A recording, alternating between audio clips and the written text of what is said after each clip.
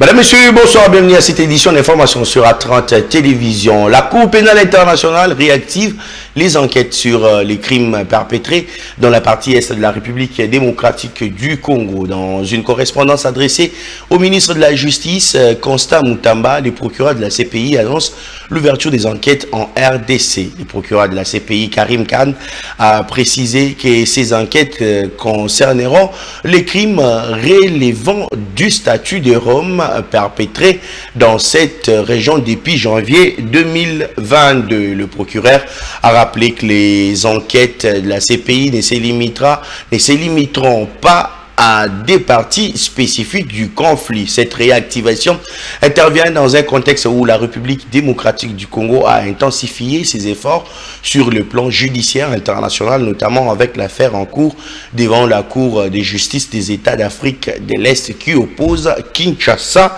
à Kigali.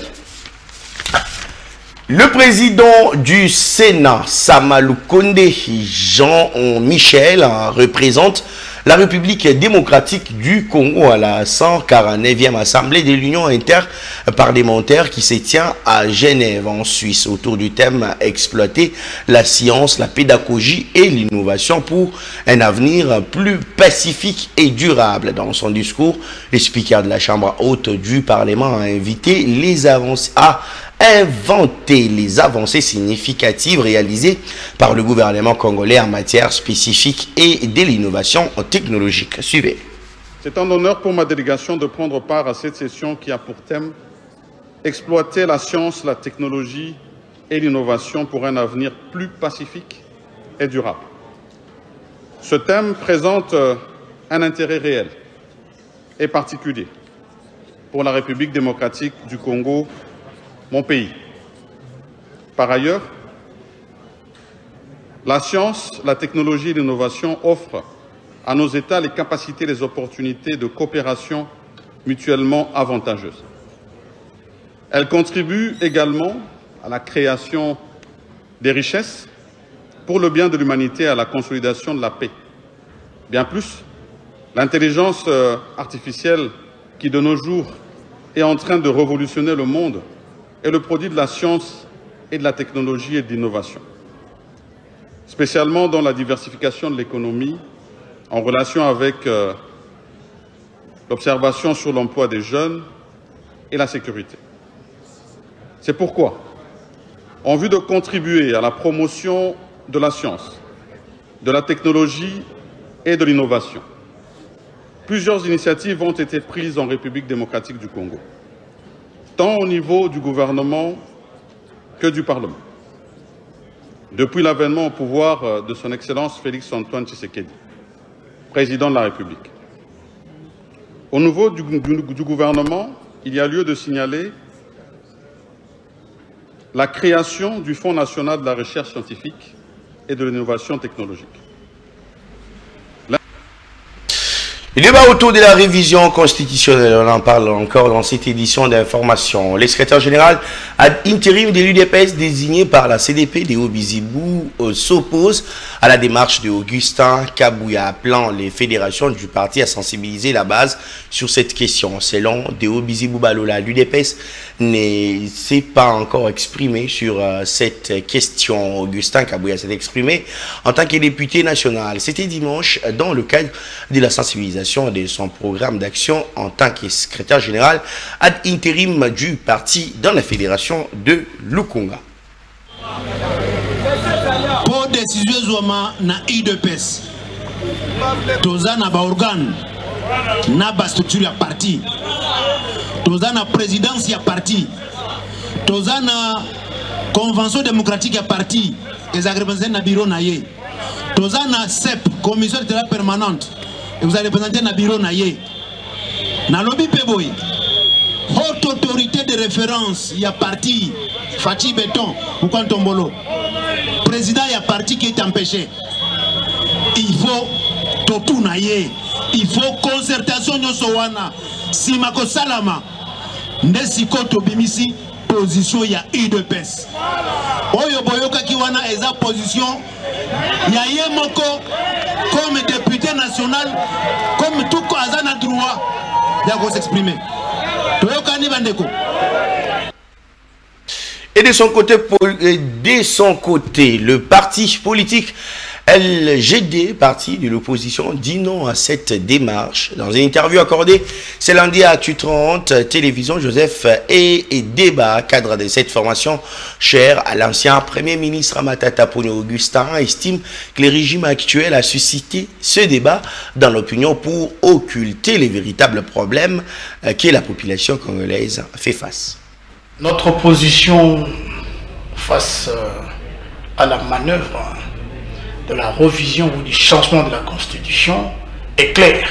Les LGD disent non au changement de la Constitution parce que les LGD ne trouvent pas l'opportunité nécessaire actuellement de réviser ou de changer la Constitution. Vous savez, au Tanzanie, les présidents tanzaniens n'a eu que 5 ans de gouvernance. Mais il a laissé des traces. Sous d'autres cieux, comme les États-Unis, ils n'ont que 4 ans. Que vous ayez des bons projets ou pas, vous n'avez que 4 ans. Mais la manœuvre de nos politiciens du pouvoir actuel, c'est de chercher à élargir les mandats du chef de l'État. Afin de, n'est-ce pas, encore diriger longtemps le peuple, qui aujourd'hui vit dans la souffrance exécrable. Ce peuple est fatigué d'avoir des gouvernants qui ne réfléchissent que sur leur propre intérêt. Voilà pourquoi chez nous, qui agissons pour les biens sociaux du peuple congolais, disons non à la révision constitutionnelle. Parce que nous ne trouvons pas l'opportunité de pouvoir le faire.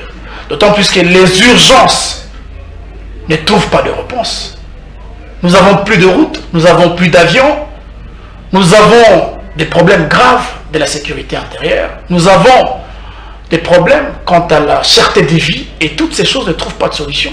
Pourquoi allons-nous nous précipiter à changer les lois pendant que nous sommes incapables de changer la vie sociale de notre peuple? Et dans le secteur de la santé, lutte contre l'épidémie de Mpox, au moins 500 personnes ont été vaccinées en l'espace de 7 jours dans la province du Nord Kivu. Ces chiffres ont été donnés ce lundi 14 octobre par le coordonnateur provincial du programme élargi des vaccinations. Dr Stéphane Hans a aussi révélé que plus de 350 cas ont été déjà confirmés, dont une quarantaine dans les camps des déplacés. Avec plus de 350 cas confirmés, nous étions parmi les provinces prioritaires en termes d'incidence, mais aussi ce qui a fait que le Nord Kivu a été le plus choisi, c'est puisqu'il y a le camp des déplacés. Plus de 2 500 000 déplacés internes, et on avait déjà plus de 40 cas dans le camp des déplacés. Vous voyez la situation des camps aujourd'hui, avec 40 cas confirmés, ça fait que c'est un danger que nos frères et sœurs sont en train de traverser dans ce camp et la province a été choisie en termes de cette vulnérabilité. Nous avons organisé la réponse il y a de cela plus de 7 jours, donc on a commencé la vaccination plus de 7 jours, mais les préparatifs ont commencé il y a de cela plus d'1 mois. Donc on a effectivement, avec la cartographie du Nord Kivu, on a pris les 3 zones de santé de la ville, puisque non seulement ces 3 zones ont plus de cas, mais aussi dans ces 3 zones de santé, on a les camps de déplacés.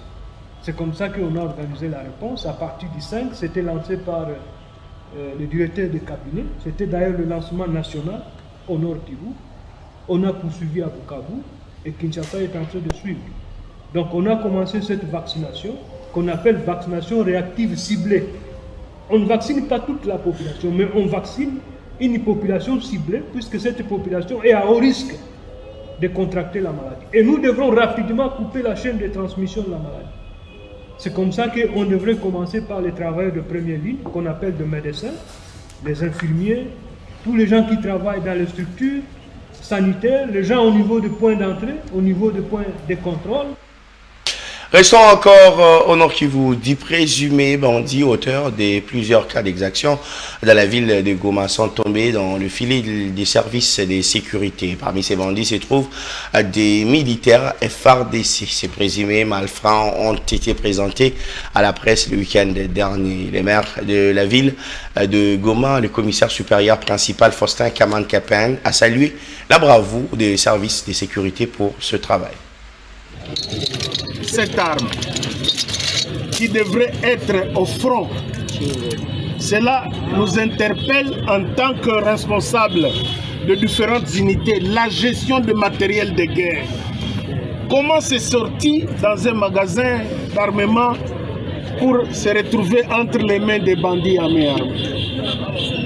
Et je n'hésiterai pas de dire que ces armes pouvaient prendre la direction de la zone ennemie, avec des caisses de munitions que vous venez de voir ici. Nous félicitons nos services. D'ailleurs, vous voyez aussi chaque semaine plus tôt que nous démantelons les réseaux. La plupart sont des militaires que nous venons encore de mettre à la disposition de l'auditorat de garnison. Les criminels ont trouvé aussi notre modus operandi. Utiliser le fanion des nobles magistrats pour laisser passer. C'est-à-dire, il y a une mauvaise intention. Ils se font passer pour les magistrats et lorsqu'on voit ces fagnons, même un agent de l'ordre se dit « Bon, merci, on a devant un responsable de l'organe de la loi ». Pendant qu'ils ont une autre loi que vous connaissez, de voler, de cambrioler, de faire le braquage. Et nous avons mis la main sur cette bande.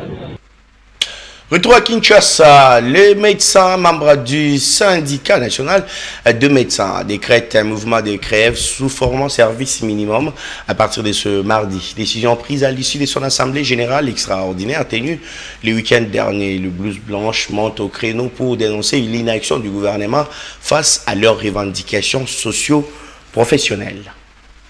Les conditions de précarité sociale dans lesquelles vivent les médecins les réduisent à la plus basse expression, les rendant incapables de se prendre en charge pour les membres de sa famille en cas de maladie et de circonstances urgentes.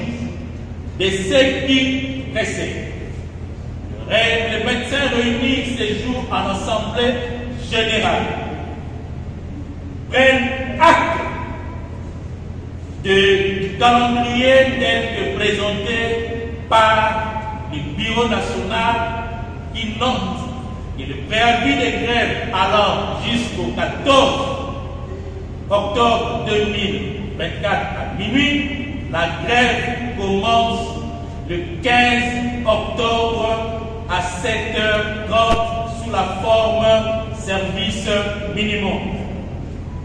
Pourquoi? Comme un chef de l'État l'a dit, un esclave qui n'assume pas sa révolte ne mérite pas que l'on s'apitoie sur son sort. Et dans un autre chapitre à présent, le gouvernement congolais a annulé le processus d'appel d'offres pour les 27 blocs pétroliers 2 ans après son lancement dans un communiqué daté du 11 octobre rendu public ce lundi. Le ministre des hydrocarbures Aimé Sakombi Molendo qui a annoncé l'annulation du processus d'appel d'offres de 27 blocs pétroliers a justifié ses décisions notamment pour l'absence des candidatures des offres non recevables, des cas de dépôt tardif, des offres inappropriées ou régulières, mais aussi et surtout du défaut des concurrences. Le communiqué du ministre Kibasa souligne du ministre Molendo souligne qu'il est demandé aux candidats ayant soumissionné de prendre contact avec la commission ad hoc pour les modalités pratiques. La République démocratique du Congo avait lancé en juillet 2022 les appels d'offres pour exploiter ces 27 blocs pétroliers et 3 blocs gaziers. Le gouverneur de Kinshasa, Daniel Bumba Lubaki, a rendu hommage au prophète Simon Kimbangu dimanche dernier lors d'une cérémonie à la nouvelle sainte des Nkamba, Nouvelle Jérusalem. Daniel Bumba a profité de l'occasion pour appeler les fidèles à prier pour leurs compatriotes de l'Est de la République démocratique du Congo.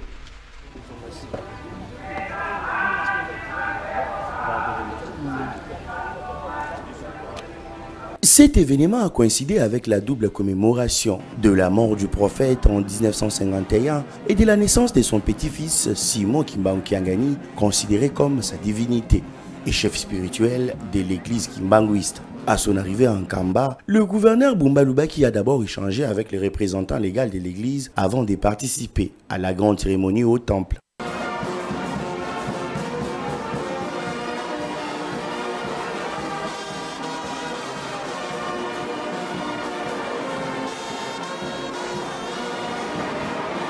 Dans son discours adressé aux fidèles, il a souligné la détermination du président de la République à œuvrer pour le développement du pays. Il a insisté notamment sur l'importance de l'unité et la solidarité en ces temps difficiles pour les régions touchées par les conflits.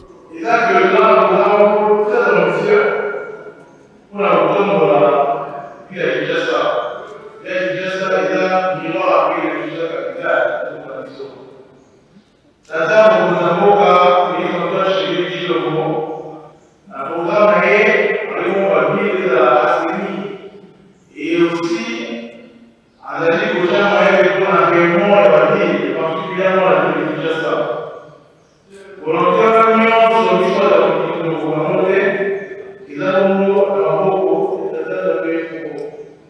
alors, Ligi, Kinshasa et Goma. Et dans ça, nous fierté, il y a un peu de mission et de l'avocat qui est en train de se Le gouverneur a également encouragé les membres de l'Église à intensifier leurs prières pour ceux qui souffrent dans l'Est, rappelant que la force spirituelle peut jouer un rôle crucial dans la guérison et le rétablissement des communautés. Cet appel à la prière s'inscrit dans un contexte où la situation sécuritaire de certaines provinces demeure préoccupante et où les efforts pour restaurer la paix et la stabilité sont plus que jamais nécessaires. La cérémonie s'est conclue par un moment de recueillement où les fidèles ont uni leurs voix pour prier pour la paix et les saluts des âmes. Le gouverneur Bumba Lubaki a ainsi réaffirmé son engagement envers le bien-être des Congolais et sa volonté de travailler main dans la main avec les leaders religieux pour construire un avenir meilleur.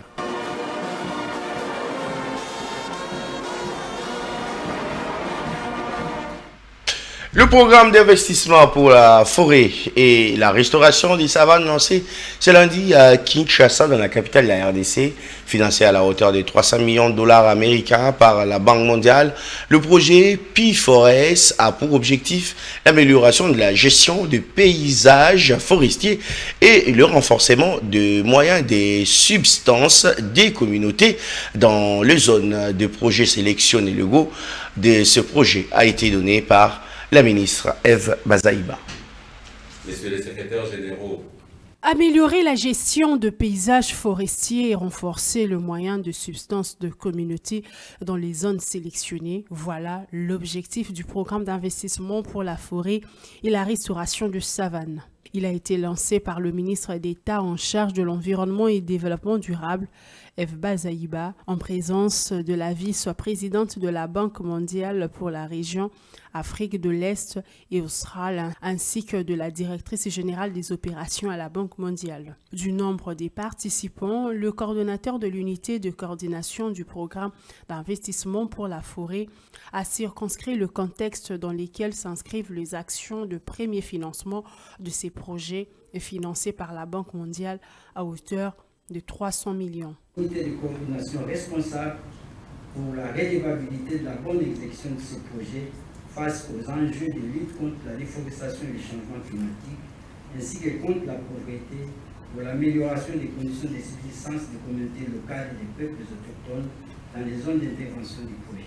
Le PIFOR sera exécuté dans cette province, à savoir Kinshasa, Congo central, Kwilu, Kasaï, Kasaï oriental, Kasaï central et la Lomami. Au nom du gouvernement congolais, la ministre d'État en charge de l'environnement et développement durable a indiqué que le projet PIFOR est une réponse du gouvernement face à ses engagements pris dans le cadre du processus RED+ depuis 2009 dans la lutte contre la déforestation et contre le changement climatique. C'est sans combler. Combler aujourd'hui du privilège de vous avoir présenté ce projet intitulé Programme d'investissement pour la forêt et la restauration des savanes, puis forêts sensibles. Ce projet, vous le savez certainement, pour un montant de 300 millions de dollars, s'exécutera dans le cadre des partenariats pays de la Banque mondiale pour la période 2022 jusqu'en 2026. Nous sommes en train de poursuivre donc. Signalant que ce projet d'une durée de 7 ans soutiendra également le nouveau plan national d'adaptation qui donne une priorité à la résilience climatique. Et pour clôturer cette édition d'information, le Conseil national de la jeunesse projette d'organiser une marche pacifique ce mardi 14 octobre dans les rues de Kinshasa. C'est William Mukambila, président de cette structure de jeunes, qui livre cette information et qui révèle que cette manifestation qui partira du palais du peuple pour chuter à l'ambassade de la France vise à fustiger l'attitude du président français qui a omis la situation sécuritaire dans la partie est de la République démocratique du Congo dans son discours lors du 19e sommet de la francophonie.